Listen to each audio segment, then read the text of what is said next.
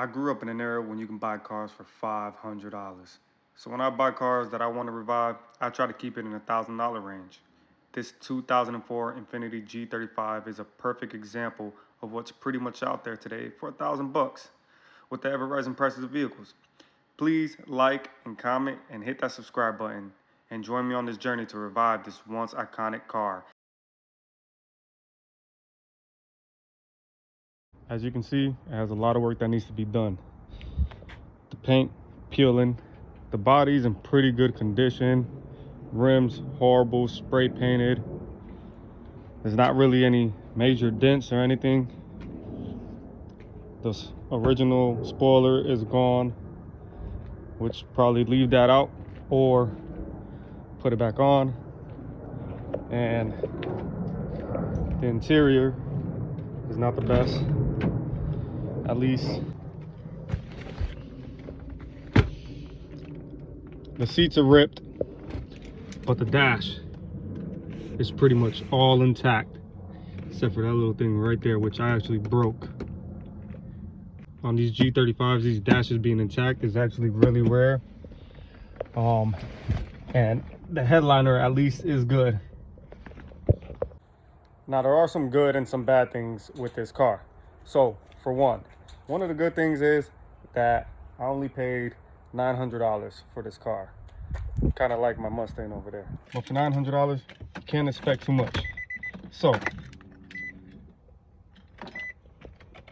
it does have 200, see if I can get this to focus, 217,303 miles. And it has a slip-in transmission. And the check engine light is currently on. For one, I'm pretty sure it has to do with that slip-in transmission, so we're going to ignore that. We're going to run diagnostics and see what other codes are popping up. All system diagnostics. Finish scan. Automatic search. North America. America.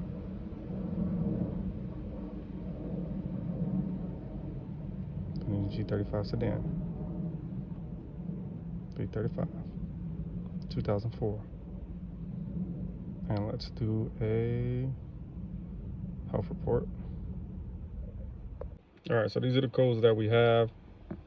These two right here, we're gonna ignore those because this car does have a slip-in tranny, and these are transmission related. And then we have these two, which are O2 sensor codes, I believe. Air fuel sensor 1, air fuel sensor 2. I don't really like how this diagnostics software reads the codes and presents them. But let's see what's going on. Let's see if we can figure out what's going on. All right, so after looking up those codes, they point towards a lean condition. And whenever you have a lean condition, you always want to check for any vacuum leaks or anything like that. So I got my smoke machine. I'm gonna hook it all up and we're gonna see if we have any leaks. And it could take a second for smoke to start showing, so just give it time. But if you look right here, we obviously see smoke coming from right here in this hose, right at the bottom. And if I remove this hose, you can see that it's cracked. Another giveaway was that it was never actually building any pressure. So if I hold this, you'll see it start building pressure up.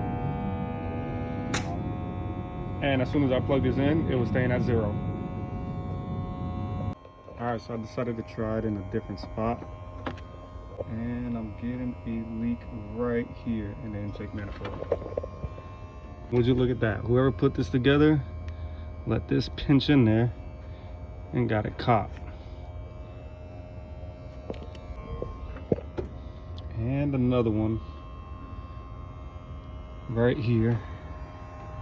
That's mass airflow sensor.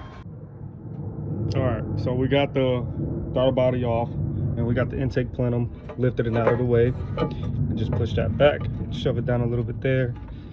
It's a coolant line that's still attached in the back. I don't really want to take it off. And from here is where we were getting or manifold leak. The last person who did this let this seal get caught on this gasket. It got pinched in there, and it was causing a vacuum leak, so the car was running lean. And also from the breather hose, it was leaking air. I don't know if that would have caused it to be lean, but I fixed it anyways. I just added a little hose. I chopped off the crack end, added a little hose, bam, bam, now it's good.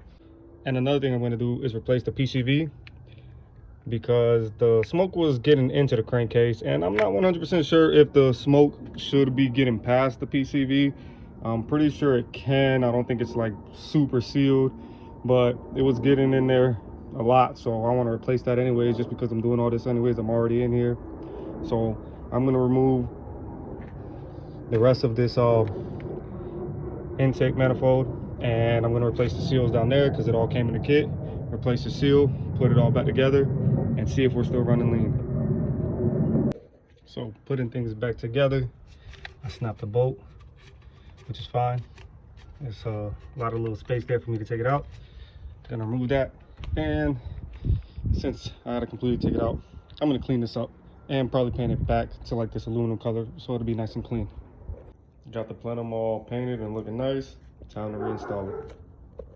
All right, I got the bottom half of the plenum back on, cleaned up. As you can see, it doesn't look as oily, and all the bolts on and torque to spec. That's the bolt. You can see the silver one.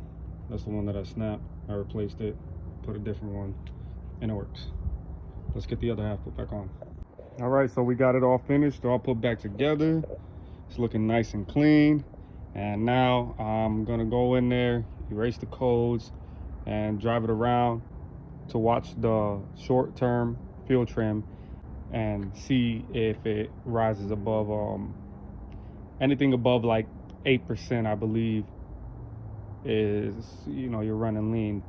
But from 8% down, that's normal.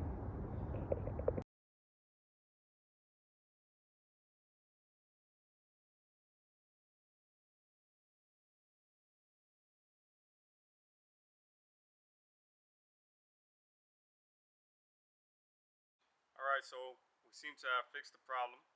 I drove the car around last night, and I drove it around again today. This is the next day, and the check engine light did return because we do have a slip in transmission, but it only returned for that.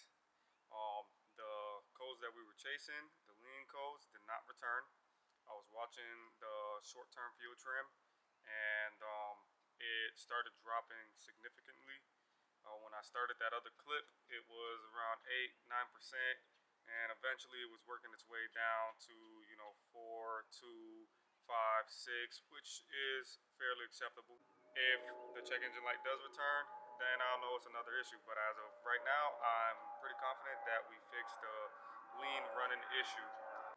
Thank you guys for watching. I hope you guys enjoyed the video. Stay tuned for more content. I have a lot more plans for this car. I still want to fix the whole interior, redo the paint, and add some wheels and maybe even some performance mods. It's all on how you guys interact with the video. Leave comments and let me know some suggestions. I'm open to any suggestions anybody have. Thank you guys for watching. I'm Alex. This is Alex Revive.